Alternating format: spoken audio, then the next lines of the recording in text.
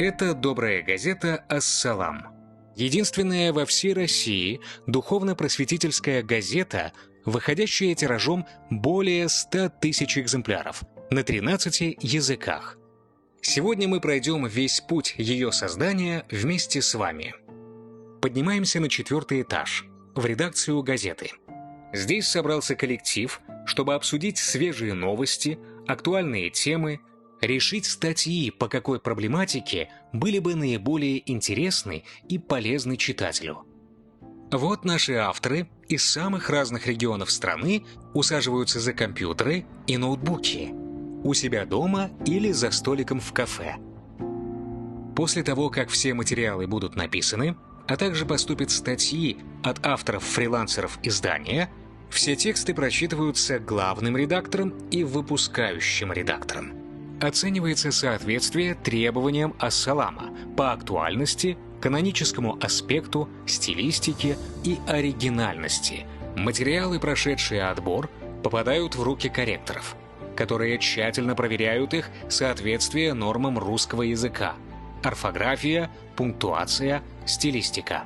После всего этого выпускающий редактор готовит макет расположения материалов на полосах, страницах газеты. Среди них постоянные рубрики: линия доверия, история, народная медицина, здоровое питание, женское и детское.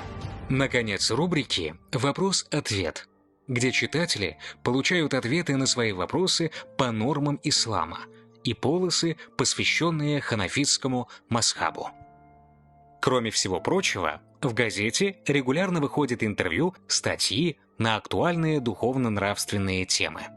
Готовый макет выпускающий редактор относит к верстальщику, который в специальной компьютерной программе верстает газету, попросту собирает материалы и распределяет их по электронным полосам газеты. Параллельно с этим бильд-редактор, ответственный за подбор иллюстраций, находит фотографии, необходимые для каждого материала, особенно для первой полосы. Сверстанная газета поступает к каноническим редакторам, богословам, которые изучают материалы на предмет соответствия или несоответствия их нормам ислама. Материалы, не прошедшие каноническую проверку, в газету не допускаются. После завершения всех корректив газета высылается в Москву для качественной печати в одной из лучших типографий России.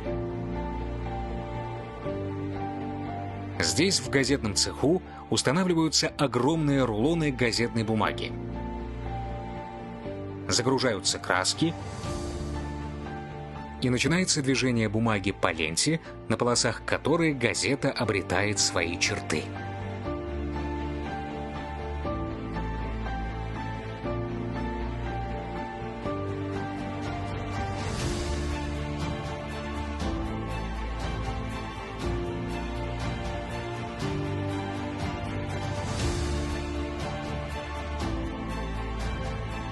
Напечатанный тираж газеты поступает в логистическую компанию, которая на транспорте, будь то с помощью дальнобойщиков или на поезде, доставляет свежий тираж в регионы России.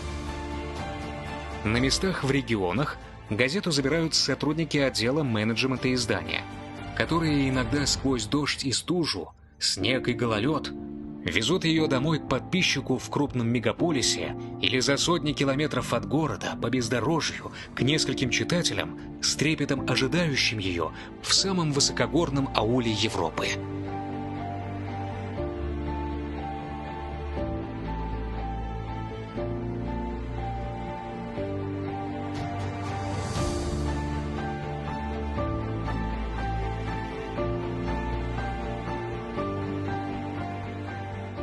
Раскройте его и окунитесь в мир добра, поучительных историй и высокой нравственности.